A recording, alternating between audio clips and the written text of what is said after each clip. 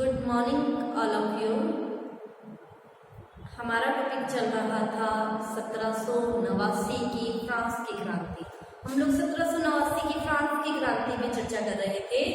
तो मैंने आप लोगों को बताया था कि फ्रांस की 1789 की क्रांति के लिए फ्रांस का जो शासक वर्ग था बुर्बो वंश के अयोग्य शासक इसके लिए उत्तरदायी थे। तो हम लोग फ्रांस की क्रांति के राजनीतिक कारण पढ़ रहे थे, राजनीतिक व्यवस्था, निरंकुश शासकों के बारे में हम लोग चर्चा कर रहे थे। तो इसी दौरान हमने फ्रांस के शासकों की श्रेणी में हेनरी चतुर्थ, लुई 13वां, लुई 14वां, लुई 15वें के बारे में पढ़ा था।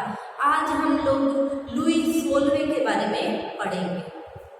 तो फ्रांस की क्रांति जो 1789 में फ्रांस की क्रांति हुई थी वो इसी लुई 16वें के समय ही हुई थी। लुई 15वें के मरने के बाद लुई 16वां फ्रांस का शासक बना। लुई 16वां क्या था? एक डरपोक शासक था, ठीक है। और प्रशासनिक कार्यों में इसकी कोई भी रुचि नहीं थी। ये क्या है, बहुत ही डरता था। जो शिकार है वो भी ये क्या करता था, महल की खिड़कियों से खेलता था, ठीक है। और किसी भी व्यक्ति के प्रभाव में आ जाता था। कोई भी व्यक्ति इस पर दबाव डालकर अपना कोई भी कार्य करवा सकता था। प्रशासनिक कार्यों में इसकी कोई भी रुचि नहीं थी। बस एक ही काम करने का इसको शौक था, वो था ताले बनाना, लॉक्स बनाना। ये क्या है, सारा दिन ताले बनाता रहता था, ठीक है। अब क्या हो गया, दुर्भाग्य की बात कहें, है ना। दुर्भाग्य कहें, सौभाग्य भी कह सकते हैं। एक तरफ तो सौभाग्य था कि क्या हुआ कि जो लुई 16वां था इसका जो विवाह हुआ ऑस्ट्रिया की राजकुमारी मैरी अंतवानेट से इसका विवाह हो गया, ठीक है। मैरी अंतवानेट इतनी सुंदर और इतनी योग्य और बुद्धिमती स्त्री थी, विदुषी महिला थी। और ये गणना की गई थी कि अब फ्रांस की स्थिति अच्छी हो जाएगी। क्यों? मैरी अंतवानेट एक बुद्धिमती विदुषी महिला है और ये लुई 16वें को नेक सलाह देगी। और अब क्या होगा, ऑस्ट्रिया और फ्रांस के संबंध क्या हो जाएंगे, अच्छे हो जाएंगे, ठीक है। लेकिन मैरी अंतवानेट जितनी बुद्धिमती थी उतनी ही क्या थी, घमंडी थी, अभिमानी थी। अपना घमंड और अभिमान में वो लुई 16वें को कोई नेक सलाह नहीं दे सकी। वो क्या है, सारा दिन अपने चापलूसों से घिरी रहती थी। और जो उसकी चापलूसी करता था उस चापलूस को लुई 16वें पर दबाव डालकर उच्च पद पर नियुक्त कर देती थी। योग्य अधिकारियों को उच्च पदों से क्या करने लगी, वंचित करने लग गई, ठीक है। तो उसने क्या कहा था, लुई जो 16वें की पत्नी मैरी अंतवानेट थी, लुई 16वां और मैरी अंतवानेट दोनों पेरिस में जो वर्साई का महल था वहां पर रहते थे, ठीक है। जब वहां रहने लगे तो शासन व्यवस्था क्या होने लग गई, लड़खड़ाने लग गई। और 20,000 नौकर चाकर के लिए मैरी अंतवानेट और लुई 16वें की सेवा में वहां वर्साई के महल में थे। राजकीय नौकर चाकर थे, ठीक है। तो 500 नौकर चाकर तो मैरी अंतवानेट के आगे पीछे घूमते रहते थे और बाकी जो राज परिवार के जो सदस्य थे उनकी सेवा में लगे हुए थे। तो राज परिवार के नौकर चाकर थे तो इनका खर्चा भी क्या था, बहुत ज्यादा था, ठीक है। और लुई 16वां वैसे बहुत अपव्यय करता था और मैरी अंतवानेट उससे भी ज्यादा अपव्यय करती थी, जिससे क्या हो गया, फ्रांस की जो आर्थिक स्थिति थी वो और ज्यादा खराब हो गई। प्रशासनिक व्यवस्था बिगड़ने लग गई और फ्रांस के शासकों को नियंत्रित करने वाली कोई संस्था नहीं थी इस समय। एक केवल स्टेटस जनरल थी, ठीक है। और स्टेटस जनरल का 1614 के बाद कोई अधिवेशन नहीं हुआ था। लोग इसकी कार्यवाही को भूल गए थे। क्यों? क्योंकि इससे पहले क्या था, स्टेटस जनरल आम लोगों की एक संस्था बनी हुई थी जो राजा की निरंकुशता पर अंकुश लगाती थी, ठीक है। और अब क्या हो गया था, ये बुर्बो वंश के शासक बहुत ही ज्यादा निरंकुश थे तो स्टेटस जनरल को लोग भूल गए थे। क्यों? क्योंकि राजाओं के अत्याचारों का शिकार हुए थे। स्टेटस जनरल का 1614 के बाद कोई अधिवेशन नहीं हुआ था। और एक पार्लियामेंट नामक संस्था थी जो क्या है, न्यायिक कार्यों में क्या करती थी, कई बार राजा के आदेशों को राजा जो भी आदेश निकालता था उसको पंजीकृत करवाना होता था और ये पार्लियामेंट पंजीकृत करती थी। और कई बार ये क्या करती थी, राजा के आदेशों को पंजीकृत करने से मना कर देती थी और जनता का ध्यान अपनी ओर अट्रैक्टिव करती थी, आकर्षित करती थी कि जनता को ये लगने लगा था कि हाँ कोई संस्था है जो राजा को नियंत्रित कर सकती है, ठीक है। और फ्रांस में इस समय क्या था, कोई कानून व्यवस्था नहीं थी, शासन अत्यधिक केंद्रीकृत हो गया था। राजा से कोई भी व्यक्ति की नियुक्ति करनी है तो राजा से परामर्श लेना पड़ता था। न्यायिक व्यवस्था बहुत ज्यादा दोषपूर्ण थी। फ्रांस में 385 प्रकार के कानून थे, हर मिल में कानून बदल रहा था। ठीक है, न्यायिक पदों की क्या हो रही थी, बिक्री हो रही थी। एक न्यायालय में अपन बात दायर करते, उसके फैसलों को दूसरे न्यायालय में पैसे के बल पर क्या है बदला जा सकता था। और ये जो न्यायाधीश थे इनके पदों की नियुक्ति भी क्या है पैसे के आधार पर होती थी। इसके अलावा राजा के जो नजदीकी व्यक्ति थे वो अपने पास एक खाली वारंट रखते थे। ठीक है, और उस खाली वारंट रखते थे, उसमें उनका जब जहाँ जिसका भी मन आता था उसके नाम का वो वारंट भर देते थे। ठीक है, मतलब इस प्रकार वो क्या कर रहे थे, अपने अधिकारों का दुरुपयोग कर रहे थे। और इसी दुरुपयोग के कारण फ्रांस की जो राजनीतिक व्यवस्था है वो न केवल अस्त व्यस्त हो गई अपितु बहुत ही ज्यादा दीन हो गई। और इसी दीन अवस्था ने फ्रांस की क्रांति को बुलावा दे डाला। और इसी लुई 16वें के समय ही फ्रांस की क्रांति हुई थी। ठीक है, तो ये हम लोगों ने राजनीतिक कारण पढ़ा।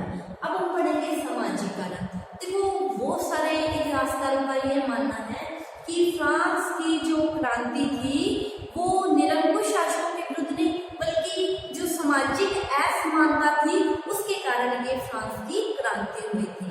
देखो फ्रांस का जो समाज है वो 3 वर्गों में बटा हुआ था। ठीक है, प्रथम स्टेटस के लोग, द्वितीय स्टेटस के लोग और तृतीय स्टेटस के लोग, 3 वर्गों में बटा हुआ था। ठीक है, प्रथम और द्वितीय स्टेटस, इनमें तो क्या है कि अमीर वर्ग के लोग, कुलीन वर्ग के लोग आते थे। और तृतीय स्टेटस में कह सकते हैं कि सामान्य जनता आती थी। या फिर हम कह सकते हैं कि कुल मिला के जो समाज है 2 वर्गों में बटा हुआ था। जैसे प्रथम और द्वितीय स्टेटस के जो लोग थे इनके पास बहुत सारे अधिकार थे, जैसे विशेषाधिकार युक्त वर्ग कहा गया था। और जो तृतीय स्टेटस के लोग थे इनके पास किसी भी तरह के कोई अधिकार नहीं थे, इनका ओनली शोषण ही शोषण हो रहा था, तो इसे विशेषाधिकार विहीन वर्ग कहा गया था। ठीक है, तो अब बात आती है कि प्रथम स्टेटस में जो लोग आते थे वो थे पादरी लोग। ठीक है, जिनका समाज में काफी सम्मान था। ठीक है, और इनसे किसी भी तरह का कोई भूमिकर नहीं लिया जाता था। राज्य की बहुत सारी भूमि पर क्या था, इनका अधिकार था। और ये विशेषाधिकार युक्त वर्ग था और ये क्या कर रहा था, आम जनता का शोषण कर रहा था। पादरी वर्ग अत्यधिक क्या हो गया था, भोगविलासी हो गया था। इसका आचरण क्या हो गया था, अनैतिक हो गया था। ठीक है, और ये जो पादरियों के पद थे इनकी क्या होने लग गई थी, बिक्री होने लग गई थी। और वैसे तो ये लोग विवाह नहीं कर सकते थे, लेकिन नंस के साथ इनके क्या थे, अनैतिक संबंध थे।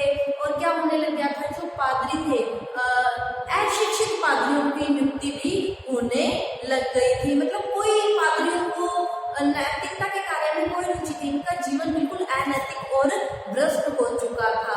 ठीक है, इसीलिए तो लुई 16वें ने क्या कहा था, जब पेरिस में अशिक्षित पादरी की नियुक्ति हो रही थी तो इसने क्या कहा था कि कम से कम पेरिस में तो शिक्षित पादरी होना चाहिए। मतलब इतनी स्थिति क्या हो गई थी, खराब हो गई थी। प्रथम स्टेटस में पादरी वर्ग के लोग आते थे और द्वितीय स्टेटस में सामंत, जिसको कुलीन वर्ग के लोग कह सकते हैं, सामंत वर्ग या कुलीन वर्ग के लोग आते थे। इसमें जैसे राजा के सामंत हो गए। ठीक है, और ये जो सामंत थे ये राज्य के ऊंचे ऊंचे पदों पर नियुक्त थे। ये जनता का मनमाना शोषण कर रहे थे। राज्य की अधिकांश भूमि पर इनका अधिकार था और ये लोग क्या करते थे, कर वसूल करने का कार्य करते थे। तो ये क्या करते थे, राजा ने जितना कर नियुक्त किया था उससे ज्यादा कर लेते थे, जितना राजकोष में जमा करवाना है, और बाकी जो बचा हुआ है ये अपने पास रख लेते थे। और इनके पास क्या है, राज्य की एक भूमि सुरक्षित थी जो शिकार खेलने के लिए थी। इनके पास बहुत सारे पशु होते थे। ठीक है, तो ये शिकार खेलने जाते थे, अपने पशुओं को ऐसे छोड़ देते थे। इनके पशु क्या करते थे, किसानों की खड़ी फसल को उजाड़ देते थे, खराब कर देते थे। ठीक है, और किसान बेचारे इनसे डरते थे, दबते थे, कुछ कह नहीं पाते थे। ठीक है, इसके अलावा किसानों के मध्य कोई भी झगड़ा हो जाता था उसका ये निपटारा करवाते थे। बदले में ये लोग क्या देते थे, पैसा वसूल करते थे। जब किसान अपनी भूमि बेचता था तब भी सामंतों को क्या है, पैसा देना होता था। इसके अलावा किसानों को इन्हीं सामंतों से की चक्कियों से अनाज बेचना होता था, इन्हीं सामंतों की मशीनों से फलों का रस निकालना होता था, इन्हीं सामंतों की मशीन तंदूरों से क्या है, रोटियां बनानी होती थी, जिसके बदले में उन्हें क्या है, कर चुकाना होता था। ठीक है, तो मतलब ये लोग क्या कर रहे थे, किसानों का मनमाना शोषण कर रहे थे। जैसे मैंने आपको बताया है कि जो सामंतों के पशु होते थे वो ये खुला छोड़ देते थे, किसानों की खड़ी फसलों को उजाड़ देना, किसानों पे मनमाने कर लगाना, अत्याचार करना। तो इन लोगों ने क्या कर रखा था, किसानों की जो द्वितीय वर्ग की जो दशा है उसको बहुत ज्यादा दयनीय बना रखा था। ठीक है, क्योंकि ये विशेषाधिकार युक्त वर्ग था। अब तृतीय स्टेटस में कौन आता था, सामान्य जनता आती थी। ठीक है, क्या कहा गया था कि राज्य की 80% जनता क्या थी, सामान्य वर्ग में आती थी। ठीक है, और राज्य की 20% होने पर इनका अधिकार था। ठीक है, और राज्य के जितने भी कर थे 80% कर इन्हीं से ही लिए जाते थे। ठीक है, और अब इनके पास क्या बचा, 20% से इनको अपना भरण पोषण करना ही क्या हो जाता था, मुश्किल हो जाता था।